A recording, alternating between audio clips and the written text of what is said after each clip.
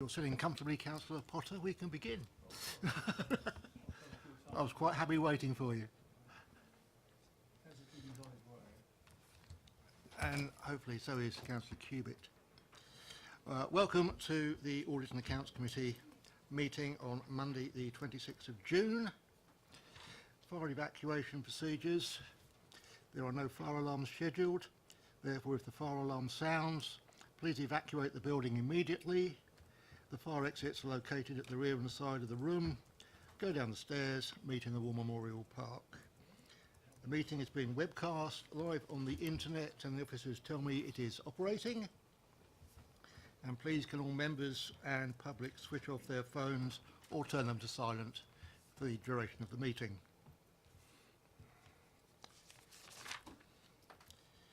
Apologies for absence and substitutions. We have none. Declarations of interest. Nothing has been advised.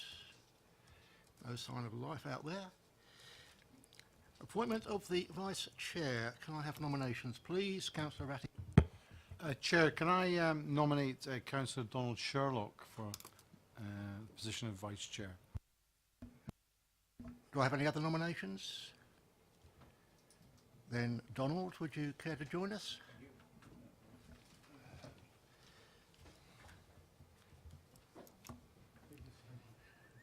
I've not been advised of any urgent matters. Shake of the head. Item 5, minutes of the meeting, 27th of March. Anybody want to raise anything? Because I will.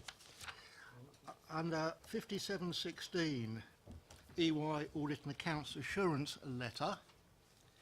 After the last meeting, I went away and had a good look at the letter, and there was a couple of paragraphs in the response which I was not 100% happy with, as a result of which the reference to our notification of frauds was beefed up a bit in terms of what notification we got, and the fact that in terms of the current year we weren't actually advised until June the following year, which will be at this meeting.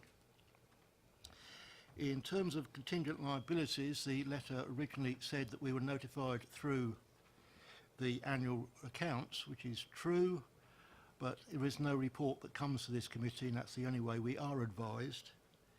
Bhupinder has said he will now give us a 6-monthly report on any matters that have arisen, so that this committee is aware on a regular basis, and we do not wait till year end. So those changes were made to the letter. Item 6.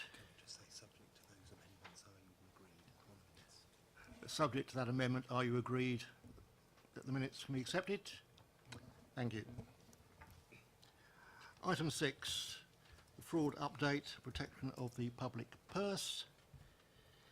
The Audit and Accounts Committee approved the following. Committee note the content of the report. And over to Mr. Gundry. Thank you, Chair.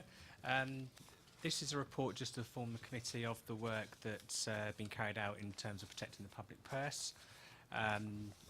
It's got some elements of the fraud awareness work that's been carried out, and there's some of the reactive fraud work that's been carried out.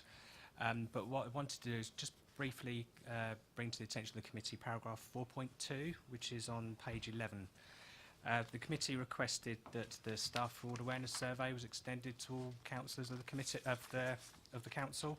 Unfortunately, we only received 2 responses, so we weren't really able to get a true reflection on councillors' awareness of fraud. However, if you refer to paragraph 4.3, which is on page 12, the Local Government Association have offered to provide a workshop in terms of fraud prevention for councillors. We're looking to have that in place for September, October, so I'd just encourage all members to attend if they could. I've got nothing more to say on the report, so I'll just take questions if there are any. Thank you, Chair. Before I take questions, in terms of the survey, I know I was one of the members that responded. It's a shame that the rest of the committee at least couldn't have made a response. Now, I have suggested when we have the briefing that members complete the survey before the briefing and after the briefing, so we can see just how good the briefing was in terms of increasing awareness. Right, any other questions? Councillor Rowland. Sorry, could the survey be sent out as a standalone item rather than embedded into a weekly bulletin? Yes, we'll do. We'll send that as a specific email to all councillors. Anybody else, or can we note the report? Councillor Cubitt, welcome. Thank you.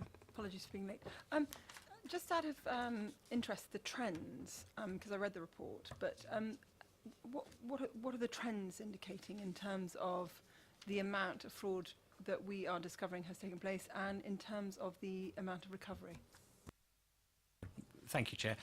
In terms of trends, it seems to be fairly constant in terms of what we've got this year.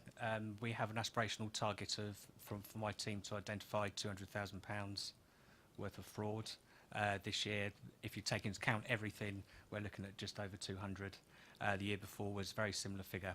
And that does range from housing benefit fraud, which is dealt with by the DWP rather than the council now. Again, got the council tax support side of things. But what we're trying to do is push more on the proactive side. So we'd rather stop it happening in the first place. So in terms of the trend, we're looking at around about 200,000. In terms of recovery, I haven't got the trend for that because the recovery is dealt with by the Exchequer Services team, but I'm more than happy to go and obtain that information if the committee wish to receive it. Councillor Rattigan.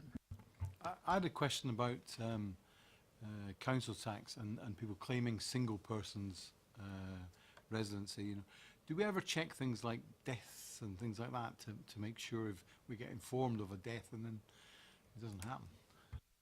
Yeah, thank you, Chair. There is a process within the local tax procedure where we receive, I believe it's weekly or fortnightly, death lists, and they update the accounts accordingly. And in terms of the local tax audit we've done, we haven't found that to be a problem.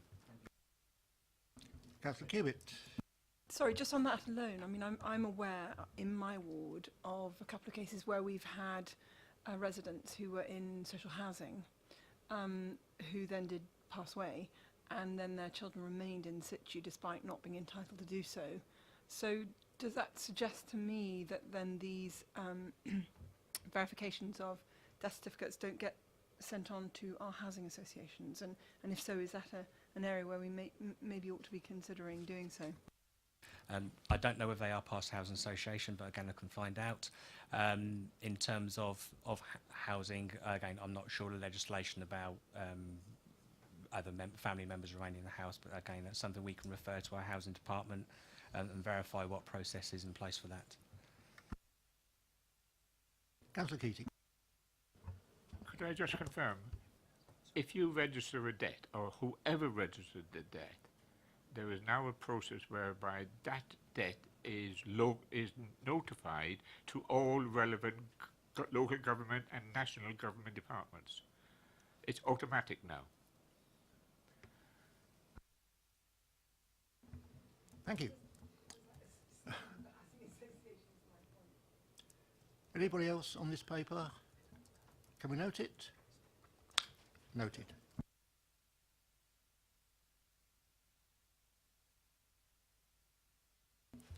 Agenda item 7, which will be the internal audit assignments for 16-17, and it's Mr. Gundry again. Thank you, Chair. This is my annual report to the committee, which gives you my own personal opinion on the effectiveness of the council's risk management, control and governance processes. My opinion does appear in the annual governance statement, which is later on in the agenda. And for this year, my opinion can be found on page 24, paragraph 5.4, where I've given a substantial assurance for those areas. My opinion is based on several factors, one of those including the work that the internal audit do, and you receive those progress reports throughout the year. But just for ease of information for you, page 27, Appendix 1, gives you the list of all the audit assignments being carried out in the year and the relevant assurance levels given for each of those areas. And I've also attached Appendix 2 for you, which is on page 29, which hopefully for ease of a visual gives you the trends over the last 5 years for each of the audit areas. So if you have a particular interest in a certain area, at least you can have a look to see the opinions that the internal audit team have given on the control environment for those areas. Other than that, I don't have any more to say, so open to questions. Thank you, Chair. I'll just add one thing. When we come to Appendix 4, Public Sector Internal Audit Standards, the Action Plan, Item 1, Independence and Objectivity. I did actually meet with Kevin Jacquist. We did discuss Paul's behaviour. And despite what we had to say, he's still in post. Right. Councillor Keating. Thank you, Chair. Could I just go back to page 25, 6.2? In the middle of that block of bullet points, there says meetings throughout the year with the Chief Executive. How often? And are there minutes for us? I've got some other questions as well, but I'll ask them one at a time. I met with the Chief Exec 3 times through the year, and there are no minutes of the meeting. Carry on, Councillor Keating. Thank you, Chair. If you look at page 28, you'll see 4 from the bottom, property maintenance. The assurance given is only reasonable, which is the lowest level in the whole of this report. And that's reflected further in Appendix 2, and again, it's 4 from the bottom of the substantial block. It reflects reasonable yet again. Now, unfortunately, I've been here long enough to when we started this issue. 2010-11. Now, in my maths, that's 7 years. And we still haven't got an answer. Now, we've got a proposed answer, we've got a potential answer, we still haven't got an answer. And if you look at the further pages, beg your pardon? 69, that's well done, thank you. Page 69. If you just look at the actual evidence before us, you have a significant risk. Now, it's been a significant risk for a significant period of time. And we have visited this before. But as a member of the Audit Committee, I can honestly say, for somebody to tell me year after year after year after year that there was a significant risk, it's just not good enough. Now, I don't mean you, by the way, right? But it's just not good enough, because it means we're ignoring or we're not supplying a remedy quick enough. Additionally, it's elsewhere in the documents before us where there's a need for additional resource for one or other items under finance, resources provided. There is also reference in these documents to resource being needed. And the conclusion I come to, if it's a 7-year significant risk, which is high risk, and resources needed, and it's not provided, and the result isn't here yet, then that's not good either. That's all I've got to say today. Thank you. Thank you, Councillor Keating. You weren't the only person to note this, but let's hear what Mr Gundry has to say. Thank you, Chair. Don't say what you said on 2015. What did I say? Exactly. As the committee is aware, this is a long-standing issue, and this is to be resolved by the implementation of the property system. In terms of an update, the property system has been procured. The property system is in the process of being implemented, and from an internal audit point of view, we've been monitoring the progress of that implementation, and we're happy that something's happening. As you can see, we're not prepared to write it off because I haven't actually got the system in place yet. I can't recall the deadline date. It was cubicle. Yeah, they're doing from memory they're doing a phased implementation, of which there's certain modules to the build up of the system, and there's data cleansing that's being carried out, etc., etc. The added complication is the council are currently procuring a new financial system, so there are certain elements of the property system that can be implemented and ran with, but there are also certain elements that will be dependent on the new financial system that's currently being procured. Thank you. Yeah. Councillor Cubitt. Thank you very much. So I'm the same as you and Councillor Keating. I was involved in audit in 2009. I have all the papers here in front of me, I've even had a meeting with the chief executive about it, because the new chief executive, I had a meeting with the previous chief executive and I had a meeting with the new chief executive to register my huge concerns. I've had a meeting with the cabinet member when he became cabinet member responsible for property. And what I don't understand is how it can take 10 years to implement a register online of assets that we own and valuations of assets that we own. And I'm sorry, I find it wholly unacceptable. And I haven't had an answer to the reasons for the failure of this plan to be implemented. And whilst I acknowledge and accept that the audit department have got on page 69 that several recommendations remain outstanding from previous property-related audits whose completion is dependent upon the successful implementation of the new property information system.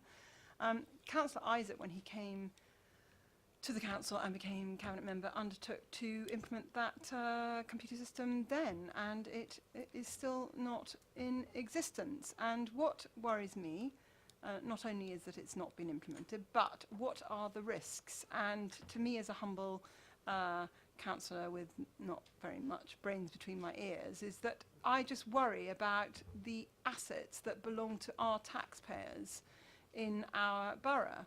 And why is there a reticence for these assets, which are currently recorded in various different places?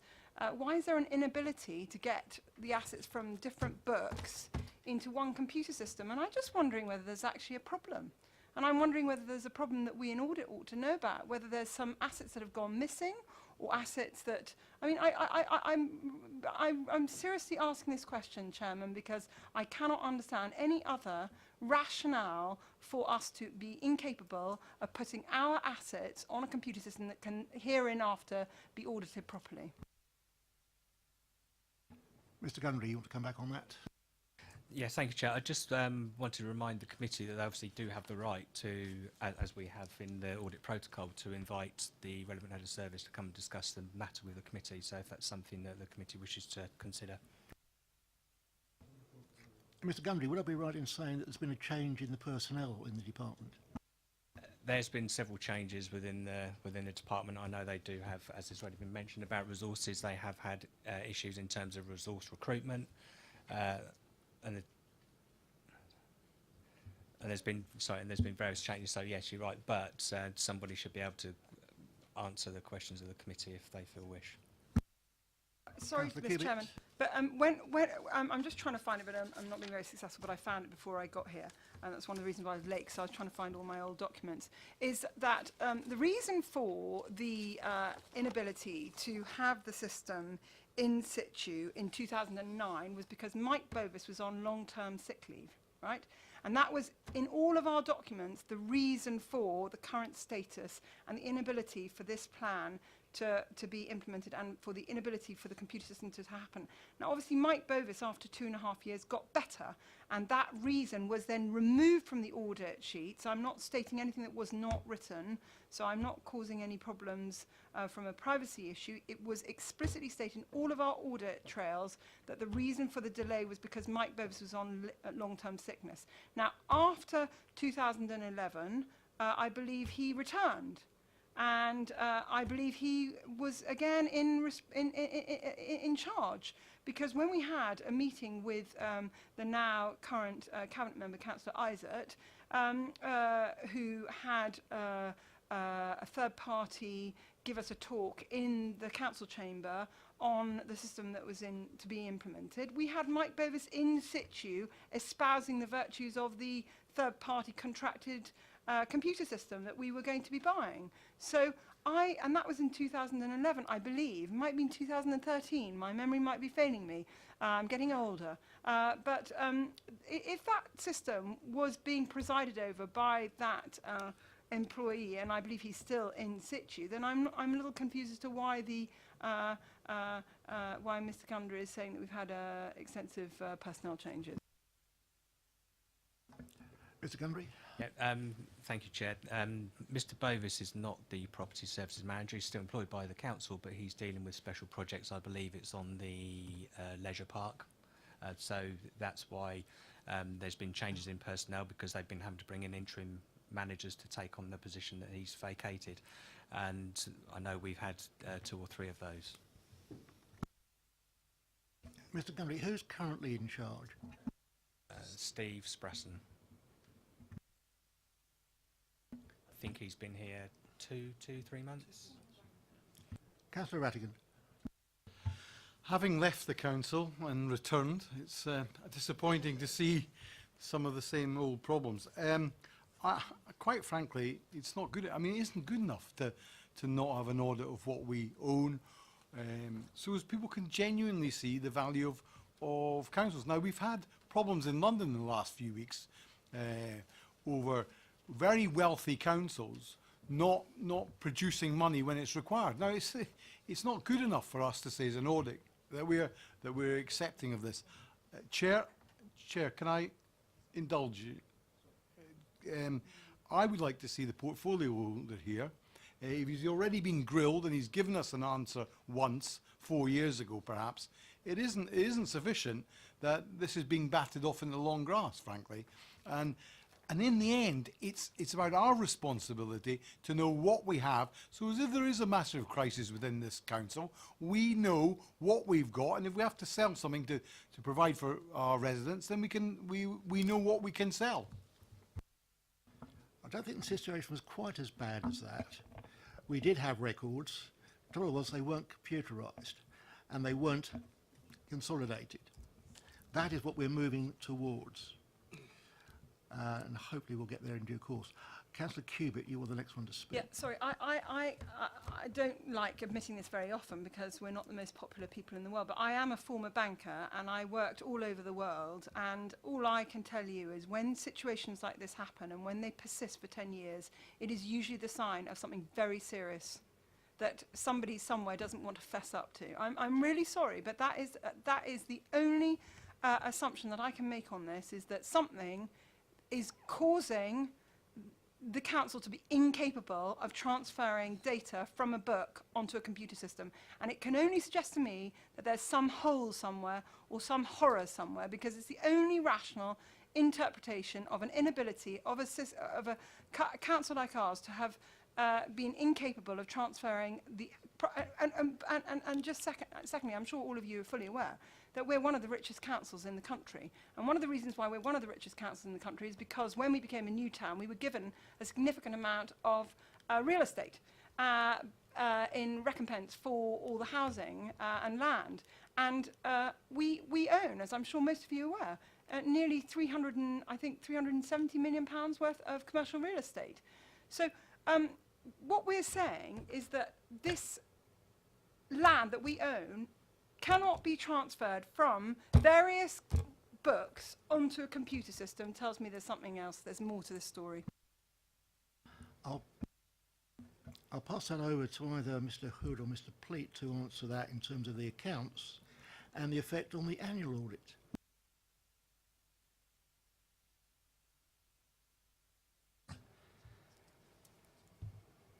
I can just say from the accounting point of view that we do a valuation of all our assets, which appears in the accounts every year and is gone through by external audit, internal audit. So we do have records of our assets. I can't really say any more about the new system and the implementation of that. I think, as we've talked about before, it'd be better to invite someone along from perhaps the property services manager to the next meeting to explain more about the details of what's happening there. What I think, and this is pure supposition on my part, but given that it has been so long an issue, is that there's a reconciliation problem. And I don't know what impact that reconciliation, once that reconciliation problem is out in the open, I don't know what impact that will have on our balance sheet. But that's the only supposition that I can make, is that there's a reconciliation problem. Councillor Keating. Thank you, Chair. Can I just refer colleagues to page 70? And now we're not talking about the new computer system that's taken 10 years to buy or implement.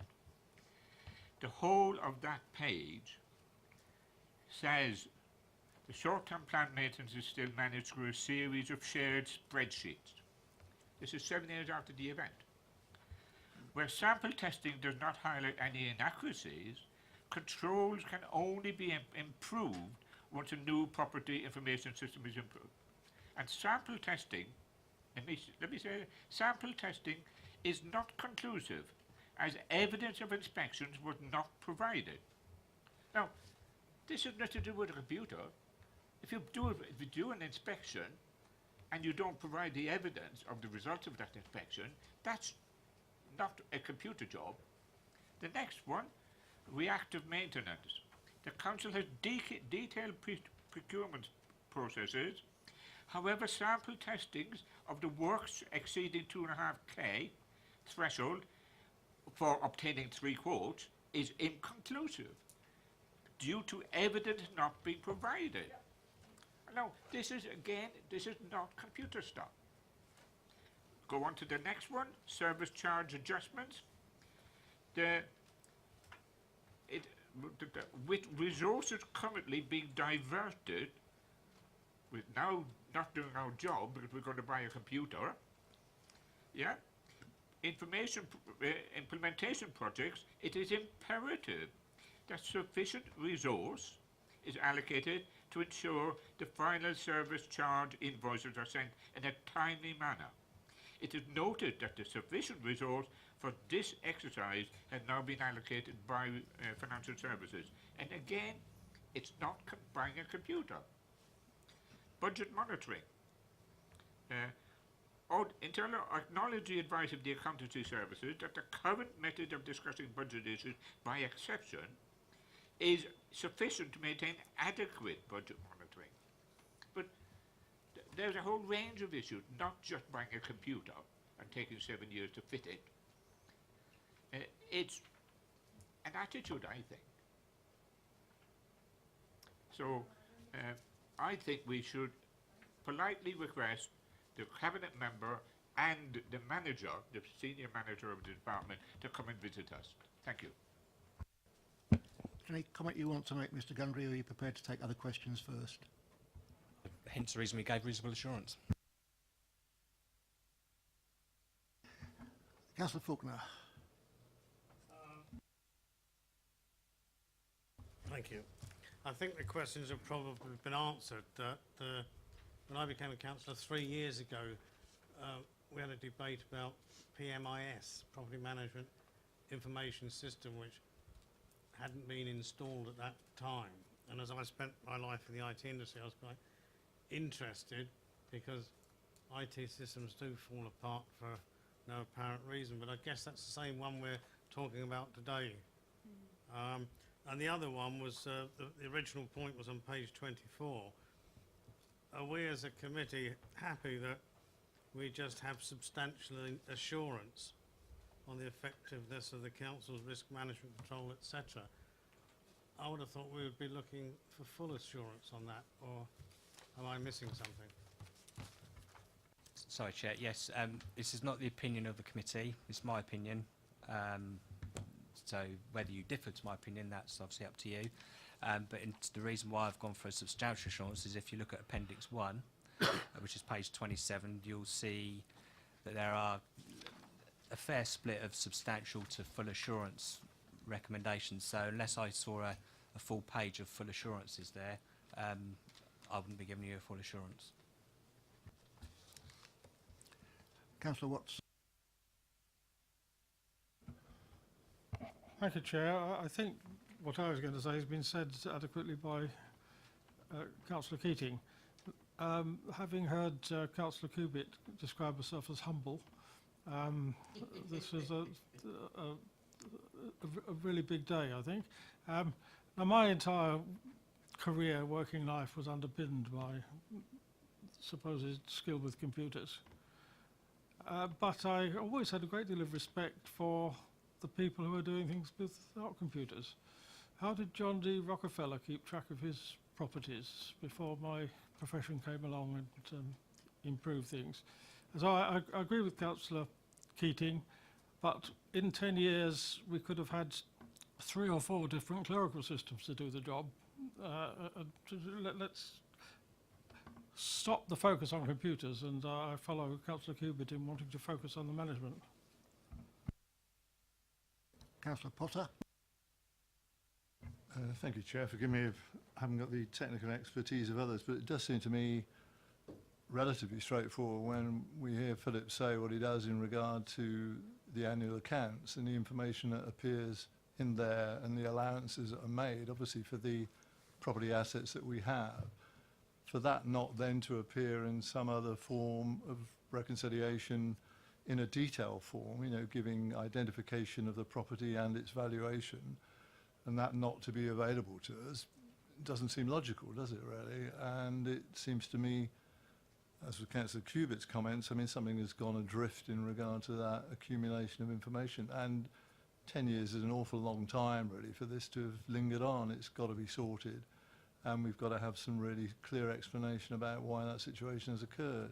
I've no idea whether it could be the sort of concerns that Councillor Cubitt expresses, but we will need to find out as soon as possible exactly what actually is the situation. Right. Nobody else have anything to say at the moment. I would say that the view of this committee is that we ask the Property Services Manager and the portfolio holder to attend our next meeting to discuss this point. Right, going back to the paper.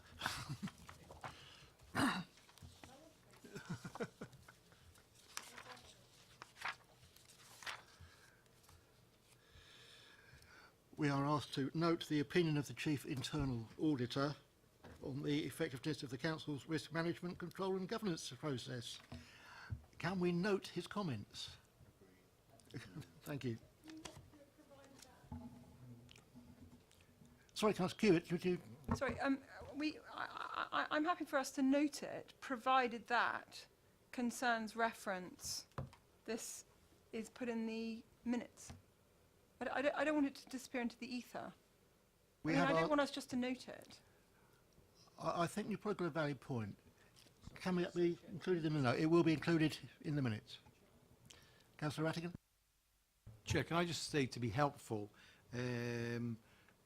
Paul has explained why he's put his grading on everything, and why he's gone to sufficient substantial as his assurance, because he didn't feel that he could say full in every case. I think that's sufficient until we can to go any further.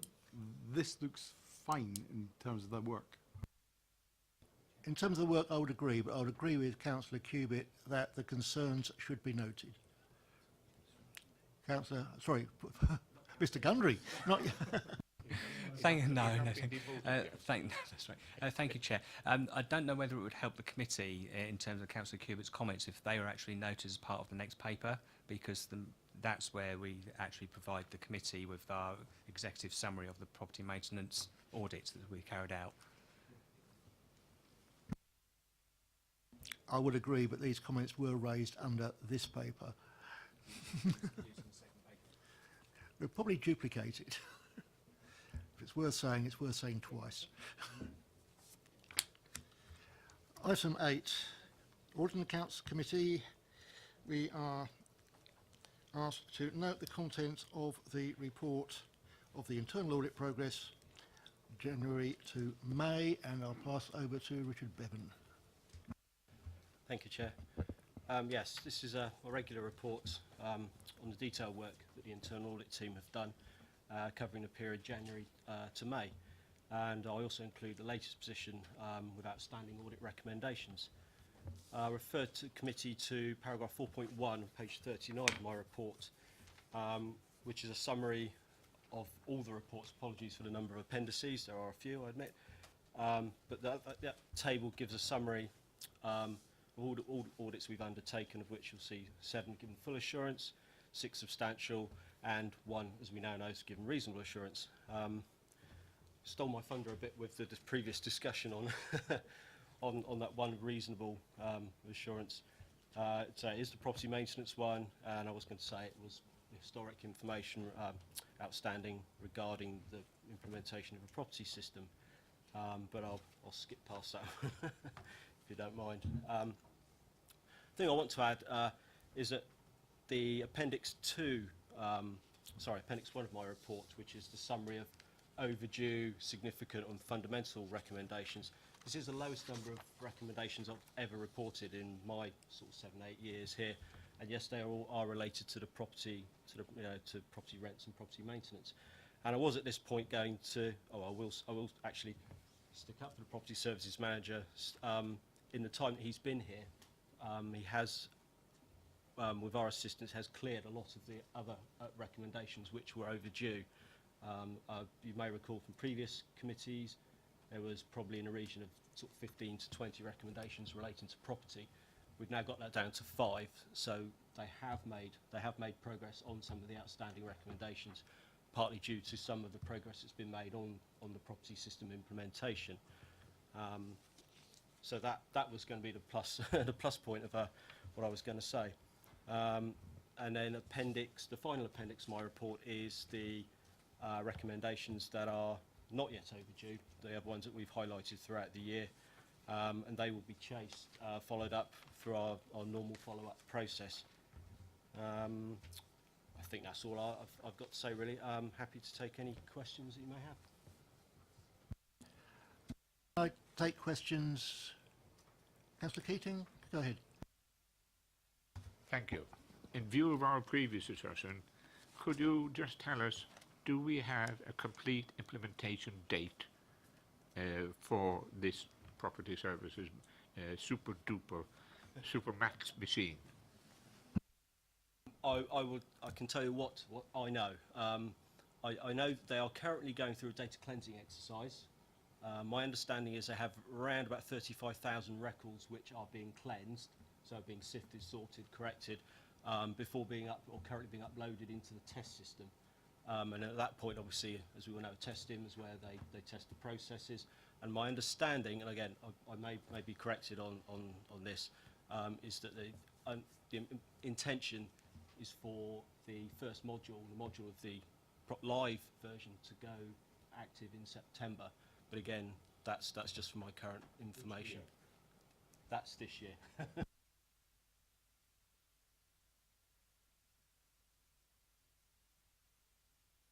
Right, without going into too much repetition, can we just wade through the papers and look at each recommendation in turn, or are there any specific ones people want to look at? Anybody want to raise anything at this point? Or can we just note the report? Provided that, yes. Right, we'll note the report.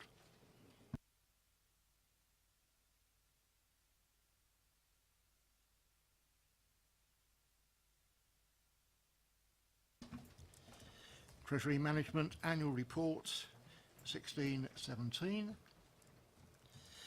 Once again, it's for noting, and it will go to a cabinet in due course. Mr. Pleat. Thank you, Chair. Good afternoon. This is the annual Treasury Management Report.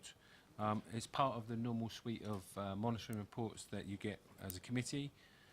It's a factual report looking back over the year, looking at our performance, and it's required by the Code of Practice, the Treasury Management Code of Practice and the Prudential Code of Practice.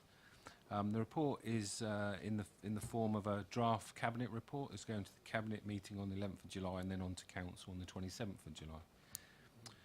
The report shows we have a favourable variance of £129,000 on Treasury Management income against the budget, and that most of this performance comes from our diversified credit funds, where we got income from those of 2.72%. They also had an increase in their capital value of about 3.5%, which led to a total return of 6.3%. There was an update from KPMG on the fund manager's performance held earlier today, which showed that the performance of those funds is on track with the target and is producing steady income. For those that were unable to attend the session, there are some hard copies of the presentation that was given by KPMG available down the end there. The overall return, not just the diversified credit funds, bringing in all the other investments we have, was 1.83%. That was 2.6% from the strategic long-term and 1.2% from the operational and short-term. The benchmarking in Appendix 4 shows that the in-house managed investments are performing well in terms of risk return relative to our peers. And if you've got any questions on the report, I'll do my best to answer them. Thank you.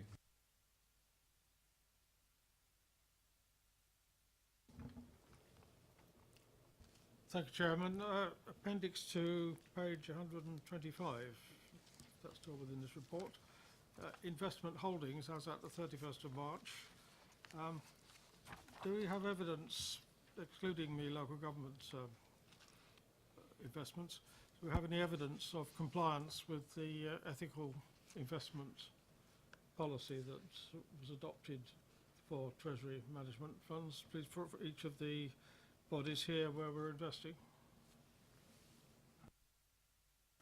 Yes, we have paper copies on file from all of the diversified credit funds in terms of their stance on ethical investment.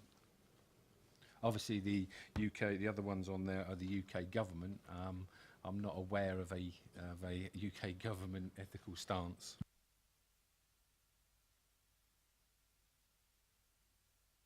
Councillor Faulkner. Yes, I can't quite find the graph, but referring to page 118 with the low risk, high risk matrix, etc. I noted that we as a council seem to be performing extremely well compared to any other council in the Arlene Close report. I just wondered why we're ostensibly so good and every other council seems to be not quite so good. Because they're our officers, not theirs.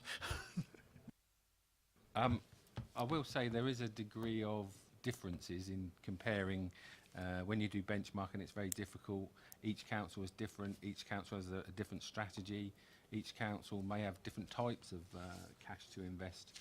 We are fortunate in the sense we have a core of long-term cash that we could invest, and in the past we've done sort of investments up to 10 years and beyond. And so it's not really a fair playing field if we're comparing our performance against perhaps a council which only has some short-term cash that it uses for liquidity purposes. So this is just giving you an indication. There's in that graph on Appendix 4, there's probably a couple of hundred ones that we're being compared to, but there'll be a mixture in there. There'll be some that might have similar investment horizons to us and others that don't. So benchmarking, it gives you an indication of where we are in terms of the return we're getting relative to the risk that we're taking within our portfolio. But that's just one aspect. it's not just focusing on the return, it's looking at the risk there. That's why, I mean, we could have just shown you a graph that shows we're the, I don't know, 4th highest or something in terms of the return, but it's more relevant to actually identify the degree of risk that's being taken as well. So it's just an indication that we're in the sort of place that we want to be, i.e. we're taking a low risk and we're still getting a reasonable return. Councillor Potter. I suppose in simple language, those of you with lots of money will know it's much easier to work the system when you've got lots of money as against those who don't have very much, really. That's what it comes down to, isn't it? And I guess the same comparison applies with local authorities, isn't it, really? Right, note the report. Thank you.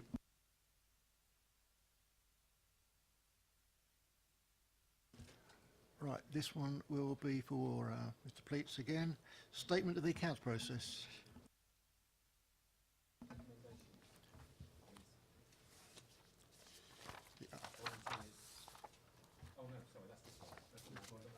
I will get there in a minute. Right, recommend that the committee notes.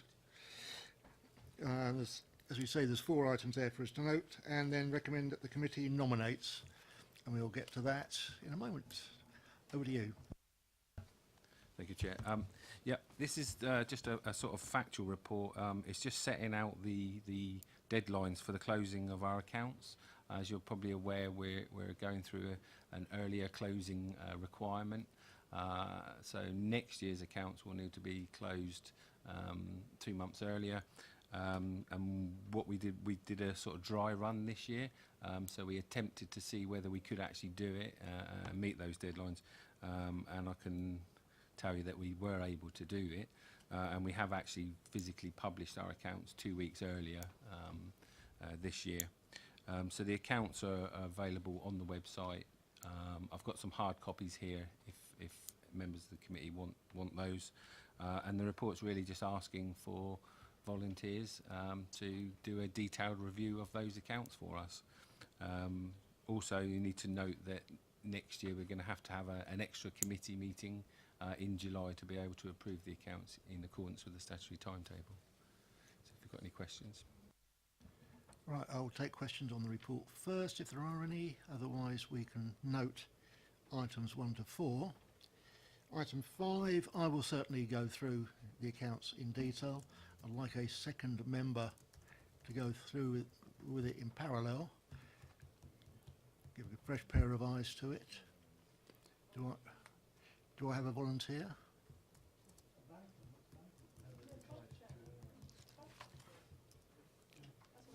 Oh, I've got a... Councillor Potter has agreed. No? Oh. Not like me to be so modest, but I mean, seriously, you need somebody with the technical expertise that I don't have. And I know I was looking at your vice chair. I remember when I did it 2 years ago and I asked the question of Kevin and I got the reply, I don't know, which was an interesting question. Councillor Keating. I would genuinely nominate Councillor Cubitt because of her background would be substantial contribution towards understanding and examining. Thank you.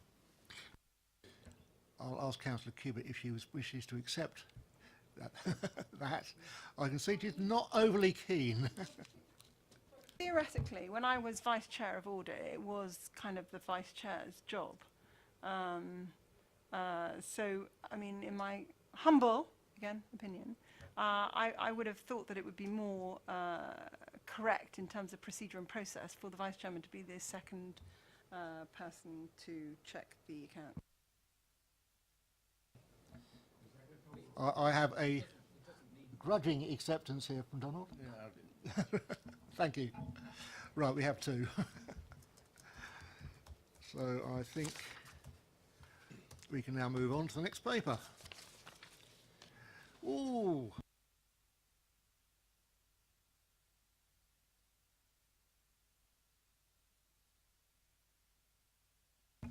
Apart from note the contents of the report, but also agree that in future it will receive an annual report on these activities, on those activities under RIPA, unless an authorisation is granted, in which case the report will be presented to the next practical committee, which I should say would be the next committee.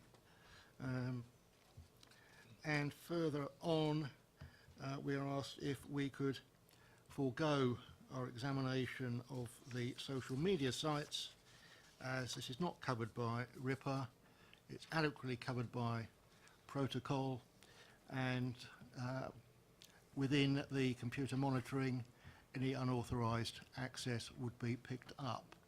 So I'll pass over to Jackie Tatum. Thank you. This is the regular report which provides information on RIPA authorisations, other covert activity and viewing of social networking sites covering the period 1st of March 2017 to the 31st of May. As Chair points out, it also puts forward a recommendation for future reporting to the committee. The views of the committee are sought on this.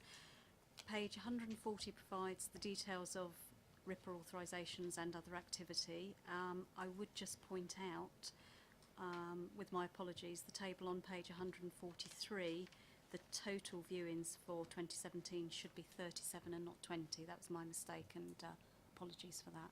Sorry, could you speak a bit closer to the mic, please? Sorry.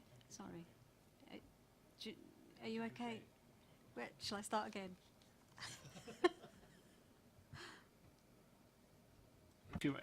What was the last point you made, if you don't mind? Sorry, the last point was the table on page 143. The total viewings for 2017 should be 37 and not 20. I didn't amend the total, so my apologies for that.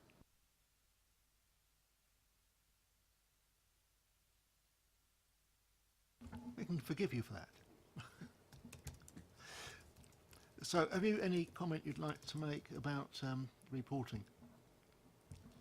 We have a request to move to annual reporting.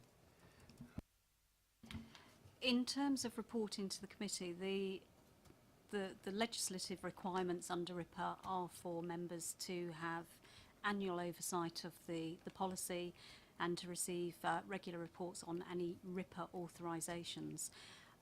We have not authorised any RIPA authorisations and activities rather since 2009. There have been significant changes to the legislation which restrict the use of covert surveillance under RIPA for local authorities to criminal investigations of criminal proceedings which carry a custodial sentence of at least 6 months imprisonment. So a lot of the things that we may have previously used covert surveillance for, we are no longer able to. We would be limited now to things like fly tipping and fraud, which would carry that custodial sentence. As a result, and as a result of different ways of working, we very rarely go down the covert surveillance route and use RIPA authorisation. So generally our response to committee is that we have had no formal authorisations, and as I say, the last one was in 2009. I'll take questions, and Councillor Cubitt is first. Sorry, thank you very much for that. And I remember you came every year and said nil, nil, nil.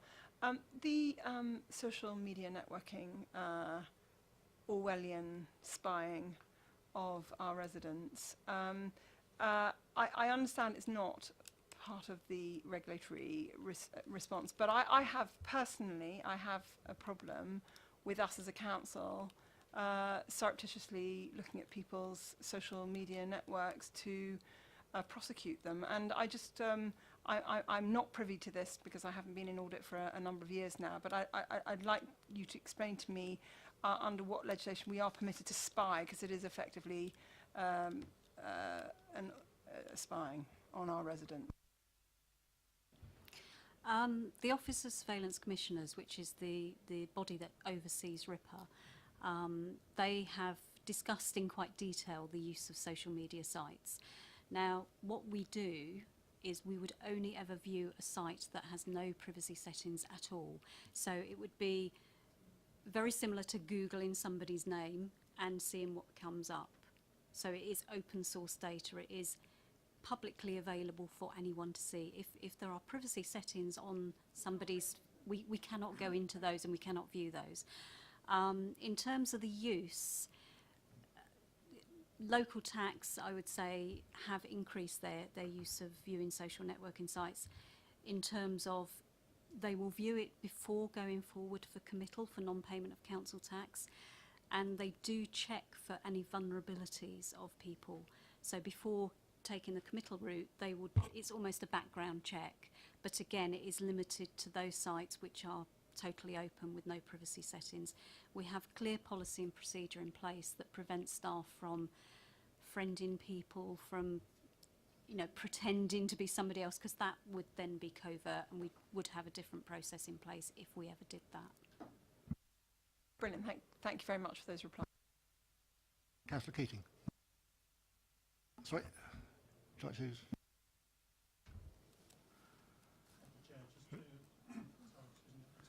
Jackie said, not only are these open sites, but the information that officers actually view is that information which individuals have actively decided to share with the public and the world at large. So they've made a conscious decision to put that information out there for anybody to look at. So we don't go behind that. So it's very much different than a kind of analogy that I'd use is if individuals are caught on a BBC camera and that then appears on the BBC News, individuals may not know that that's necessarily going to appear there nor consented. But if we go onto somebody's open page on Facebook, they've made a conscious decision that they want to share that information. So it's actually more public than something that you might actually see on the television and us reporting on that. Thank you. Councillor Keating. Thank you, Chair. Can I answer the first question first? The reporting under the 2000 Act,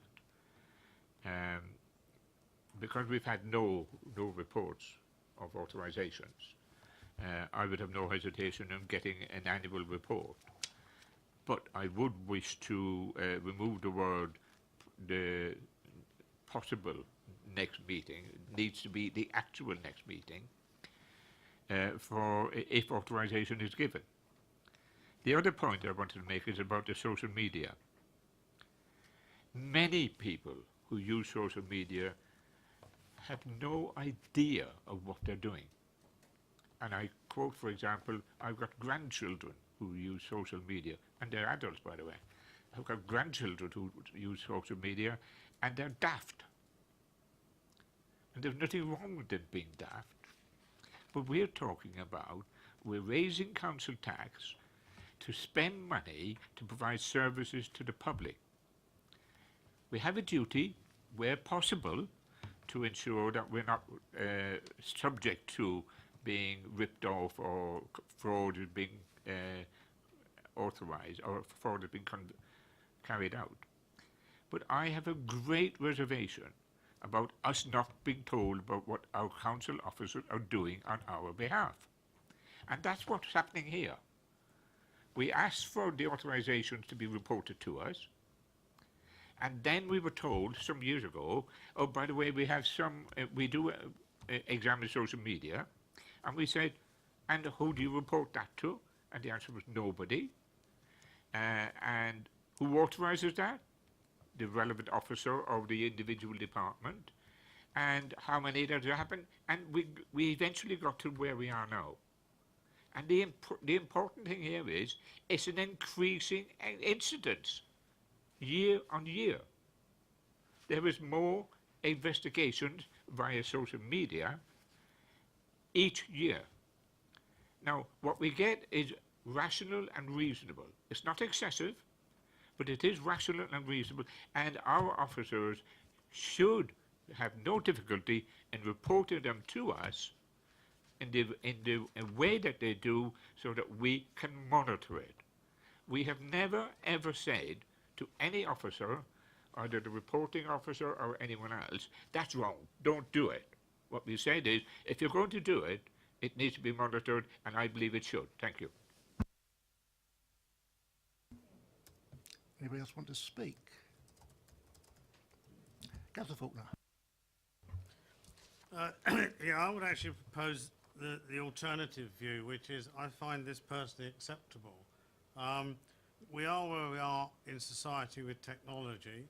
I can foresee in 6 years' time we will have drones everywhere spying on just about everything we do, and people might find that perfectly normal. We wouldn't want to go back to an era where policemen have to go out with black notebooks collecting information because they have technology available to prevent that. I think this is where society is, and it's not as if, as was said, that we're covertly investigating people. It's if there's a suspected crime or misdemeanor which comes under our remit, it's just a very simple way of checking things out. A lot easier, for instance, than going round to the house and knocking on the door to check that they actually live there, etc. So, although I don't want us to go into a dark Orwellian world, I think this one is, to me, acceptable. Thank you. Look round the room. Right, two things. First of all, we note the report. Yes? Yeah. Right. Agree that in future it will receive an annual report on those activities authorised under RIPA, unless an authorisation is granted, in which case a report will be presented to the next committee. Delete the word practicable. I think if it's not practicable, then it can be raised under urgent items.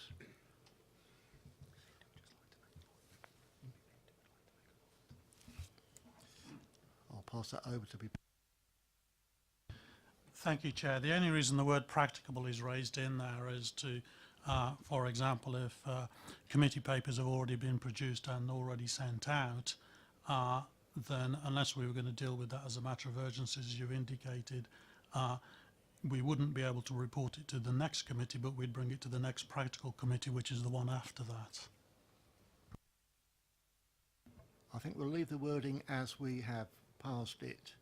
If it's not practical for those reasons, and it's not in the, and it's not on the agenda, we wouldn't know about it anyway.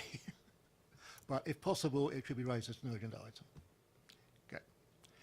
In terms of social media sites, the request that we no longer review and we leave it to the officers, I am in favour of, and I will put it to a vote.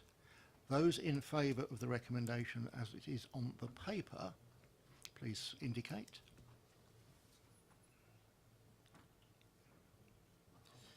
One, two. Those who want to leave it as it is, I think that's quite clear. We stay as we are. How that is reported, I would suggest that a report is sent to this committee, but I would suggest that it's sent to the chairman rather than Jackie presenting it. Councillor Cubitt. Thank you very much. I think it's pretty much in line with what Councillor Falkland was referring to, which is that you know, as is, it looks fine. But that's to assume that the world is benign, and we live in very uncertain times at the moment. And so, therefore, whilst I think as a committee it seems to me that everyone's relatively relaxed about it at the moment, if we were to witness a huge spike in this trend, that would be an indicator of a growing reliance upon it, and that would then result in possibly another question, which is, are you still doing it on public pages, or have you now been advised by the DCLG that you can go in covertly? So I think it's no bad thing for it to come back here, just simply because whilst a benign approach and accessing public data is fine, but once it falls off this cliff and we don't then shine a light on it, who knows what somebody at a future stage might do with this data. So I think it's good to come back once a year at least to the councillors who are elected by the residents. So it sounds as if all we want is an annual report. Councillor Keating? We have two subjects here. Are we now talking about the first one or the second one? Thank you. We have agreed the first one. We're now on the second one. We are now talking about social media. We had a vote to keep it as it is. Did we not? And if we keep it as it is, that would mean that Jackie would attend every meeting, as she does currently, purely to talk about social media. She's not talking about social media, she's talking about what officers of this council are doing in terms of complying with their jobs, in terms of accessing for fraud, etc. It's not a question of Jackie wasting her time. She's coming here legitimately to update us on what officers of this council are doing. And that's what they're supposed to do, and that's what we're supposed to hear. Thank you, Councillor Keating. That seems perfectly clear.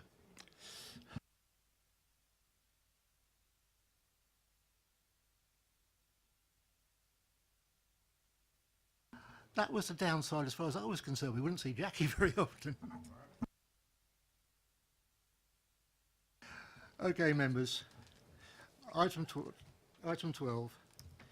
The annual governance statement for 16-17. Recommended that the annual governance statement for 16-17 is approved.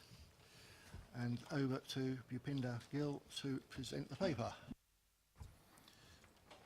Thank you, Chair. This is a report predominantly undertaken by the Chief Internal Auditor looking back at last year's performance of the Council against the Code of Governance, which was published earlier, in order to provide a view in terms of whether there is sufficient internal audit work taken in order to review the Council's risk management controls and governance processes.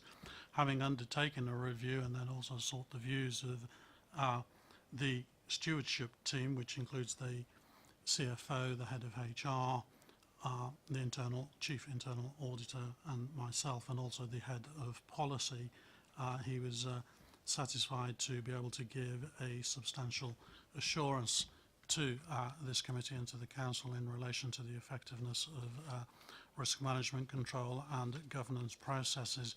As a result of that, there's also an appendix which is attached, which goes into further detail in relation to that, which, if this committee is content, that the Chief Executive and the Leader of the Council would be requested to consider and approve. I have no further comments, Chair. Do I have any questions, or can we approve the report? Are we approving it? We are. Yeah. Right. So we can move straight on to item 13, which is the Local Code of Corporate Governance for 17-18, which I understand is substantially identical to the code for the previous year, but Bhupinder Gill will tell us of any changes. Thank you, Chair. So this is the follow-on report to the previous one, which was looking backwards. This is actually setting out the Code of Corporate Governance for the current year, 17-18, against which all governance arrangements will be measured against. The framework which is attached, Appendix 1, is substantially the same as the outgoing year's one. The only thing that we have changed is the dates, whereas in the previous reports it referred to as 16-17. Those have been revised to now say 17-18. There is nothing changed which is of any significant nature. Any questions? Councillor Keating. Thank you, Chair. I've got two questions. The first one is on page 165, paragraph 3.1.2. It says the addendum to this framework was published in December 2012 and was reviewed to incorporate elements of the addendum. Could anybody tell me what those elements are? And therefore, what elements were left out? Thank you. I think that's a legitimate question. I don't have that level of detail, sorry, Councillor Keating. You would respond by email to us? Thank you. Could you copy the committee, please? Thank you. My And your second question. And it's on page 185. notwithstanding, it might be a reflection of what was there last year. On page 185, the bottom right-hand corner, the third bullet point up, and it reads, welcoming the peer challenge reviews and inspection from regulatory bodies and implementing their recommendations. My view is we should not be simply accepting peer challenge review recommendations or other regulatory bodies, we should be considering them. Thank you. Mr. Gill? Thank you, Chair. Just looking at the wording there, it is about welcoming peer challenge. It doesn't actually say that you accept what they say.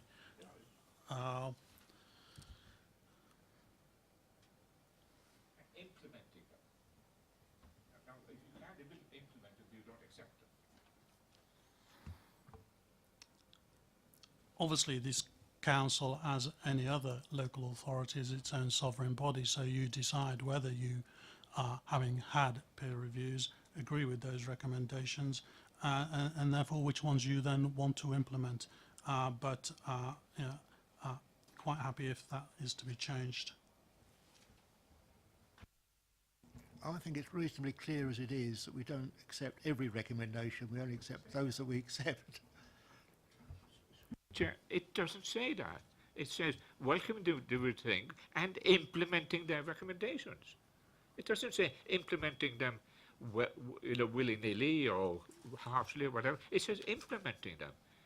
It eliminates our ability to consider not to implement some of them. Thank you for your time. Not the way I read it, but there is some confusion in the wording if it could be looked at. Councillor Potter. Well, it's only, I mean, following, I think, the comment that Bhupinder makes. I mean, if we are a sovereign body, as we're describing ourselves, I mean, we do have that discretion. And therefore, instead of it being worded in the way that it is, that it's, quote, automatic, really, that we would implement the recommendation that we receive, it should be qualified that we have the opportunity to consider those and decide those which will be implemented and those which will not. It's purely within the wording, but implementing is a verb in itself, isn't it? And that should be qualified. I think that's now been accepted. Do I hear anybody else? Councillor Rattigan? I have a question. In light of the Grenfell fire, where in this framework do we see some provision for emergencies, for something out of the ordinary to be in this framework? And is it something that you as a member of the stewardship team should be taking up in the future? So as we know, if there was something awful, that we've got the corporate objectives and priorities lined up within this framework to do the right by our residents. Can you just answer that?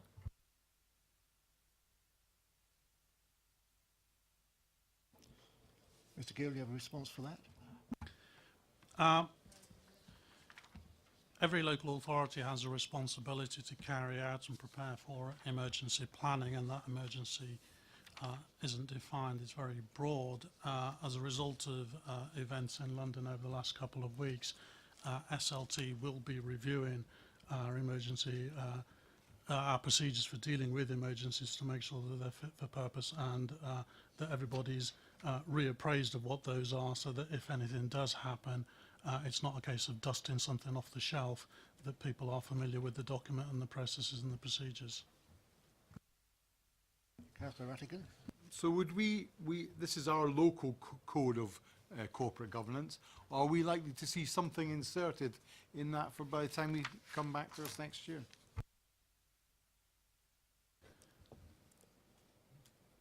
I can't conclusively give a yes or no answer, because that will be a matter for the stewardship group as a whole, and therefore any recommendations from that would need to go through to SLT and other bodies to approve that. But if it was felt it was necessary, then yes. Councillor Keating?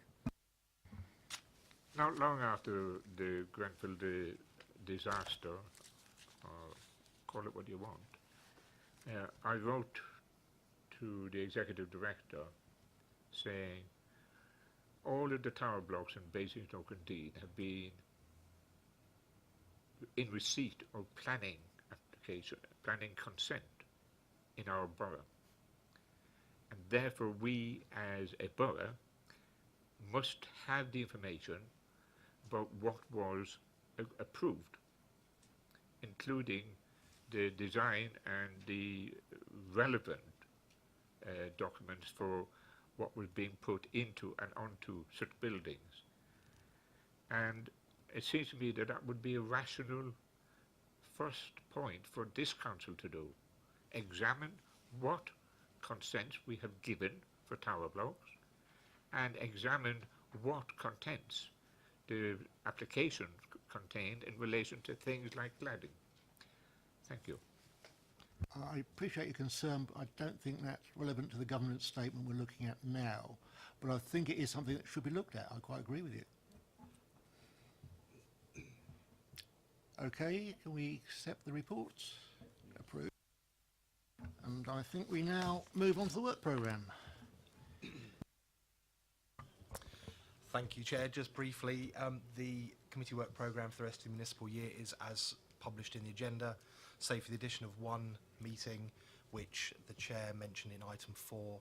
That's the report from the Head of Law and Governance on legal and contingent issues that's due to come before the committee in December. Thank you. And we should have a visit from Property Services and the portfolio holder at the next meeting. Yes. Okay. Meeting closed, 3:16. Thank you very much for your attendance.